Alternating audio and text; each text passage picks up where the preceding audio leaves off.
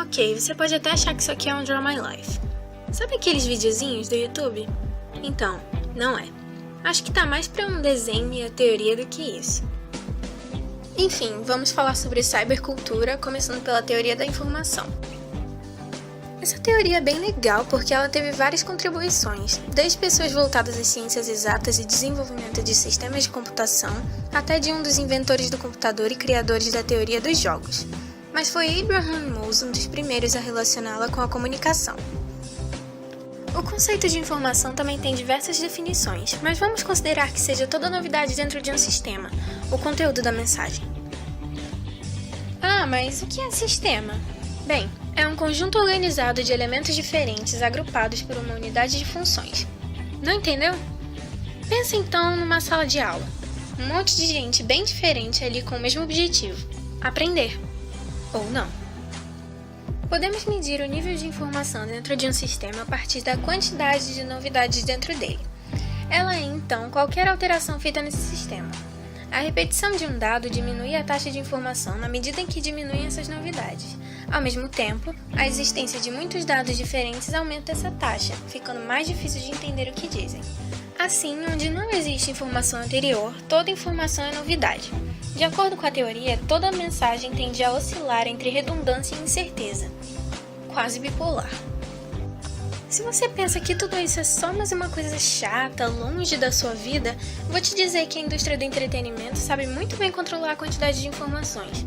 Ou nunca percebeu que um livro normalmente é melhor que sua versão cinematográfica? As informações extras são cortadas para manter aquela estrutura e não causar estranhamento no público. E o resultado? Dinheiro. Claude Shannon e Warren Weaver criaram uma fórmula matemática do processo comunicativo. Parece estranho, mas faz sentido. Olha só, eles queriam evitar a perda de dinheiro. Quem não quer, né? Para eles, obter resultados entre dois pontos era crucial para as telecomunicações. Weaver trabalhava como engenheiro na companhia americana Bell Telephone, e do ponto de vista deles, a interferência significava essa perda de dinheiro. Ora, se você tem problemas com essa empresa de telefonia, vai procurar outra melhor e eles perdem para a concorrência. Por isso que tentaram quantificar as mensagens e diminuir os ruídos. Ruído não é simplesmente um barulho estranho e incômodo. Na teoria, ruído é todo e qualquer elemento que possa interferir no caminho da mensagem, distorcendo-a ou até mesmo interrompendo-a completamente. Mas essa comunicação ideal não existe, é impossível chegar a uma mensagem sem nenhum ruído. A necessidade de um meio físico como canal necessariamente implica em algum tipo de interferência. Nunca ninguém entende 100% do que você diz. Tem gente que não consegue imaginar a vida sem as tecnologias que temos hoje. Isso porque elas já estão impregnadas em nossos cotidianos. Harold Innis foi um dos que deram origem às principais teorias que estudam os meios de comunicação. Ele propôs que as mudanças sociais são causadas pelas alterações nas mídias ou tecnologias de informação, destacando a influência dos meios na cultura. Como vivemos e nos relacionamos é ligado às possibilidades de comunicação, que alteram nossa percepção e sentidos na medida em que um elemento é destacado em prejuízo de outro. Essas diferenças se refletem nas mudanças específicas da sociedade. O que se pode conhecer em uma sociedade é o que é comunicado. As tradições orais tendem a variar mais, enquanto a escrita fixa versões definitivas de tudo que se quer registrar. Para ele, o meio condiciona o conteúdo. Tá, o que isso quer dizer? A tal sociedade que só passa conhecimento a partir da fala pode alcançar muito mais pessoas com o desenvolvimento da escrita e mais tarde com a reprodução impressa. Com essa produção, podemos falar da galáxia de Gutenberg.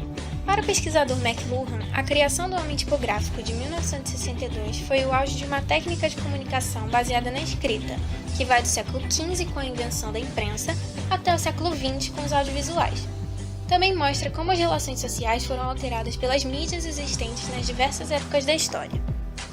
Antes de seu surgimento, a cultura era compartilhada a partir de narrativas orais, com comunicação imediata. Não era necessário saber nada, já que não existia um amontoado de novidades que você precisasse acompanhar. Com o surgimento da tipografia, nasceu uma nova sociabilidade dependente da escrita, onde a cultura oral perde espaço. O olho acabou tomando o lugar do ouvido no que diz respeito aos sentidos humanos e se tornou a principal porta de acesso ao imaginário social. Temos assim uma sociedade dependente da escrita, juntamente com seus signos gráficos e literatura. E a galáxia de Gutenberg desapareceu nos anos 20 com o surgimento dos meios eletrônicos. Seus bits, bytes e pixels fizeram a escrita perder a força de representação da realidade diante das telas. A alfabetização deixou de lado os signos da escrita e deu lugar aos signos audiovisuais. Nossa sensibilidade está agora concentrada nos ouvidos, olhos e voz, fazendo com que a leitura perca lugar diante da imagem. Conseguimos falar instantaneamente com pessoas em outros continentes.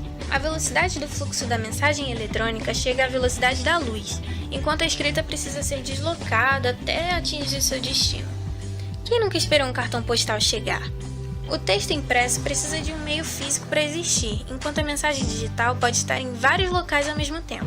Por exemplo, se presencio um acontecimento e consigo registrá-lo, ele não é mais restrito ao local em que ocorreu. Em poucos segundos, o mundo todo pode vê-lo também, já que a informação circula em várias mídias sem barreiras geográficas, políticas ou sociais. Daí surge o termo aldeia global, que pode ser entendido como símbolo de um mundo interconectado. As distâncias tendem a se reduzir a zero e a interconexão entre todos os povos não conhece limites. Indivíduos dos mais diferentes lugares partilham e compartilham o imaginário coletivo. Surge então a palavra cibernética, que foi proposta por Norbert Wiener. A usamos atualmente para nomear interações entre organismos biológicos e circuitos eletrônicos. Daí saiu o termo cyberpunk, que se popularizou na década de 80 com literaturas que contavam sobre um futuro onde seres humanos se conectavam diretamente com computadores, entrando em um mundo virtual. Também se lembrou de Matrix? Essa interação da tecnologia com o homem também pode ser vista no marca-passo, por exemplo. Podemos experimentar a realidade virtual quando entramos em contato com ambientes fictícios construídos e que simulam a realidade. Nossos sentidos são transportados para esse ambiente artificial e de uma maneira engraçada reagimos aos estímulos desses equipamentos. Todos já ouviram falar nos Anonymous. Sites governamentais e sistemas bancários já foram tirados do ar por hackers em forma de protesto.